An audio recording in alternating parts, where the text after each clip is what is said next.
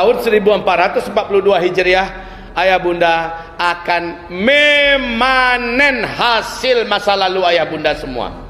Siapa yang masa lalunya rajin mendengarkan pengajian, siapa yang masa lalunya rajin memburu majelis-majelis ilmu, siapa yang masa lalunya rajin mengkaji menafsirkan ayat-ayat Allah Subhanahu wa taala kepada alim ulamanya, siapa yang di masa lalunya rajin berguru kepada ulama-ulama yang lurus dan banyak beramal soleh, panennya adalah 1442 Hijriah ini. Hasil panennya akan kelihatan ketenangannya dalam menghadapi berbagai masalah. Ketika orang-orang panik, ketika orang-orang banyak meratap, menangis, bahkan ada yang bunuh diri, saat itu dia mampu stabil. Dari mana dia dapatkan kestabilan? Dari mana dia dapatkan ketenangan? Dari berkah ngajinya yang cukup banyak sebelum bencana-bencana besar terjadi. Rajin ngaji, ilmu makin banyak, rajin beramal, kuat lo berdoa, insyaallah pas datang hari ujiannya dia lebih tenang. Karena pada hakikatnya persiapan spiritualnya sudah memadai. Sebab hari-hari kita ke depan memang luar biasa. Sama-sama cari salah 3 bulan yang akan datang dari kini. Kini bulan apa kah? Agustus, September, Oktober, November. Sama-sama kita lihat apa yang akan terjadi dengan muka bumi kita ini. Memang sangat berat, ayah. Seberat apapun juga, masih sempat nggak kita bersiap-siap dari sekarang? Insya Allah. Apa yang harus kami lakukan sekarang? Tidak banyak.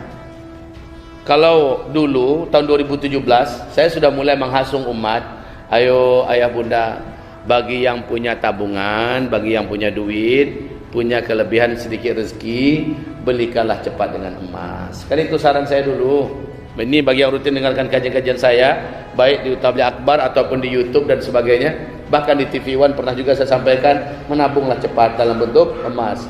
Nanti emas akan melejit, harganya akan mahal. Dari mana saya tahu itu? Karena ada hadis Nabi, nanti di akhir zaman kalau kondisi ini sudah terjadi, emas akan menjadi pegangan manusia. Dan saat itu uang kertas menjadi tidak lagi ada gunanya, tidak lagi ada harganya. Ini tak lama lagi, Pak. Yang jelas emas sekarang sudah membumbung tinggi harganya. Sekarang, kalau sekarang saya anjurkan beli emas mungkinlah talek. Untuk pembali tuanan ada gini lah. Ya, kalau dulu masih bisa. Ayo bapak ibu yang punya tabungan, yang punya simpanan, ayo segera simpan dan tabung dalam bentuk emas. Ada piti balik kita. Balik seberapa mampunya.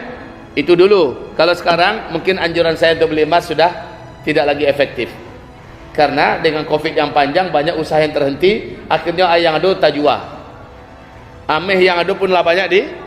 Tapi kalau seandainya ternyata di antara bapak ibu masih ada yang punya tabungan, masih ada, cepat belikanlah kepada emas. Nggak usah banyak-banyak, 1 kilo 2 kilo simpan. Nah, kebanyakan loh. Kebanyakan. Baik, saya turunkan sedikit ratingnya. Ya. Kalau tidak sanggup 1 kilo 2 kilo, tidak apa-apa, karena memang inilah level orang Melayu. Sudahlah, saya sarankan belilah emas 1 gram, 2 gram. Boleh dalam bentuk perhiasan, boleh dalam bentuk emas murni, logam mulia, ya, boleh dalam bentuk dinar antam, segala macamnya. Belilah, sebab Nabi menjamin nanti di akhir zaman semua uang kertas akan terbuang berserakan di jalan, sudah tidak ada lagi harganya. Orang saat itu akan kembali menggunakan emas dan perak. Ini sudah saya anjurkan dari 2017. 2018 semakin kuat anjuran saya. Dan sekarang mulai terbukti. Oke. Tapi itu persiapan yang kata saya sudah agak sedikit terlambat. Kalau setahun 2 tahun yang lalu masih bisa.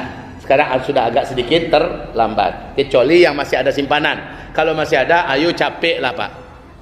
Bahkan kalau boleh saya nganjurkan, siapa yang punya tanah tidak produktif sekarang, jual cepat tanah itu, lalu jadikan emas. Itu lebih ideal, lebih cerdas. Kalau tidak, tanah-tanah yang tidak produktif, hari ini yang paling tepat segera garap tanahnya, jadikan sawah sehingga dia produktif. Jadikan kebun, apakah kebun jagung, apakah kebun ubi atau apa saja. Sebab besok hari 1, 2, 3 bulan akan datang, dunia akan mulai mengalami kelangkaan pakan. Dan mungkin orang yang punya stok tanah yang diolah lah yang akan punya solusi. Tapi bagaimana dengan orang yang tidak punya tanah? Tanah kita hanya di depan rumah saja sekian meter.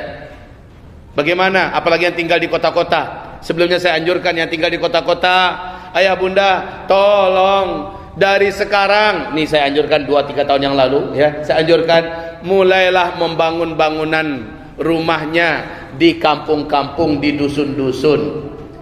Jangan tinggalkan kota. Kota tempat kita berusaha, kota tempat kita nyekolahkan anak-anak kita, kota tempat kita kerja. Tetaplah tinggal di kota, tapi kampung sudah disiapkan. Kampung itu punya syarat: 1, harus jauh dari laut; 2, harus tinggi dari laut; 3, harus jauh dari kota-kota padat; 4, harus jauh dari gunung berapi; 5, kampung tersebut punya sumber mata air yang bisa kita olah untuk menjadi lahan pertanian-pertanahan. Itu saya anjurkan dulu, Pak. Dan Bapak akan lihat, dan Bapak akan rasakan, Ibu akan rasakan, tak lama lagi semua yang saya sampaikan ini akan jadi kenyataan. Ya, karena kota tempat yang tidak aman lagi untuk di tempat tinggali. Ketika orang kelaparan, dalam hadis sahih Nabi mengatakan tetangga akan tega membunuh tetangganya gara-gara makanan. Di Amerika, Pak, sudah mulai orang mengabrak-abrik toko-toko, mal-mal yang ada karena lapar. Ratusan juta orang-orang gara-gara Covid ini sekarang menjadi miskin di Amerika, Pak. Jangan tanya Cina lagi. Jangan tanya negara yang sekarang sudah mengalami ujian yang hebat-hebat. Di Singapura sudah mengalami krisis, resesi ekonomi, ya. Begitu juga Jepang, Inggris, Jerman, Prancis dan lain-lainnya, hancur ekonomi mereka. Italia, Allah. Wahai ayah bunda sekalian, saya anjurkan, ayo. Tapi itu 2-3 tahun yang lalu. Sekarang Mbak, kira-kira lai sempat tak kita mencari rumah di kampung, membuat rumah di kampung? Talaki tak kini? Jawabannya, kalau hari ini bergerak karena kita punya ada lahan di kampung, masih bisa. Masih bisa. Buatlah rumah sederhana saja dulu, rumah semi permanen. Dari kayu tak apa-apa, dari bambu juga enggak apa-apa, ya. Asal atapnya bagus dan punya sumber mata air. Untuk apa? 2-3 bulan akan datang bisa jadi kita akan hijrah dari kota karena terpaksa. Kota-kota nanti akan panik. Orang-orang yang tinggal di kota akan gelap mata, akan kalap karena makanan langka. Yang mau dijarah toko-toko sudah tidak ada lagi, terpaksa tetangga yang menjadi korban, menjadi mangsa. Ustaz, mengaji ku nan mana nanangan tiawak lah Ustaz, iku sama napian kami saya. Konsep mengaji itu kan ada 2, targhib cie, tarhib cie. Yang pertama apa tadi? Targhib. Apa targhib? Motivasi, kasih orang semangat, kasih orang harapan. Tarhib, apa itu tarhib? Beri orang kabar pertakut. Tarhib untuk membuat orang terangsang beramal. Tarhib membuat orang mengantisipasi, kan begitu. Nah sekarang ini untuk tarhib, Pak, untuk menimbulkan keinginan mengantisipasi. Ada yang punya kampung tak, Pak? Ada punya kampung. Kampungnya syaratnya jauh dari laut, tinggi dari laut, jauh dari gunung Merapi, jauh dari kota-kota padat. Kemudian kampung tadi itu punya sumber mata air dan bisa digarap lahannya untuk pertanian. Kalau leado capek dapatkan tampe itu dan bangun segera. Mereka sekeluarga hari-hari panik, hari-hari chaos, hari-hari kacau, keluarga sudah bisa memboyong keluarganya pergi ke kampung yang telah disiapkannya. Tapi kalau boleh saya tambahkan lagi saran, sebaiknya kampung itu diisi oleh orang-orang beriman. Makanya saya istilahkan ini dengan istilah kampung akhir zaman. Apa istilahnya? Kampung akhir zaman. Maksudnya apa kampung akhir zaman? Orang-orang beriman yang soleh-soleh, yang taat-taat, itu sudah mengambil kapling-kaplingan di situ dan sudah membangun rumahnya di situ. Rumah murah-murah sajalah, 30 juta, 50 juta lah tagak rumah sederhana. Ya, daripada kita dirikan tenda. Orang akan eksodus dari kota-kota. Kemana kita akan lari? Ustaz, di mata jadi di sinan lo adoi Ustaz. Kalau kini dipikir sebenarnya pocah kepala Ustaz. Biarlah kau nanti terjadi murid itu adoi puluh. Ini bukan sikap yang bijaksana. Kenapa Nabi Nuh disuruh untuk mempersiapkan kapal di atas gunung? Kenapa? Lah nampak banjir tu datang. Alun lah, tapi gambaran lah lagi ada Allah Subhanahu Wa Taala. Mbok seminam le boleh. Lepah saudara-saudara. Mereka ada yang bukan dari Minang, taman Manung saya. Sudah mengganggu suruh nyawa, nak tahu ke gangguan. Baik kaum muslimin, Nabi Nuh, apakah beliau diperintahkan Allah membuat kapal di atas gunung? Dia sudah melihat banjir, baru dia buat kapal? Tidak.